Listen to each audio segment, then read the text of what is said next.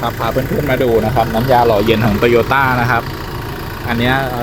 ยังไม่เคยถ่ายนะครับแต่เพื่อนๆจะเห็นได้ว่ามันยังสีชมพูสดอยู่นะครับนี่คือน้ำยาหล่อเย็นที่เป็นของแท้นะครับที่ออกมาจากศูนย์นะครับส่วนใครที่ไปซื้อเป็น after market นะร้านอะไหล่นะครับที่เป็นโตโยต้าแล้วถ้าเกิดใส่ลงไปแล้วไม่นานสีมันก็เปลี่ยนนะครับขอให้เพื่อนๆมั่นใจได้เลยครับว่าเพื่อนๆโดนของปลอมมานะครับ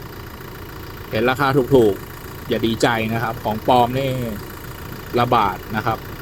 กระป๋องฉลากนะครับเขาพยายามปรับเปลี่ยนให้เหมือนของแท้นะครับให้เหมือนที่สุดนะครับแต่ว่ายังไงซะของปลอมก็คือของปลอมนะครับตัวน้ำยาหล่อเย็นมันคุณสมบัติมันไม่ใช่นะครับมันคือน้ำใส่สีเท่านั้นเองเพราะนั้นซื้อของแท้นะครับใช้ของในศูนย์หรือ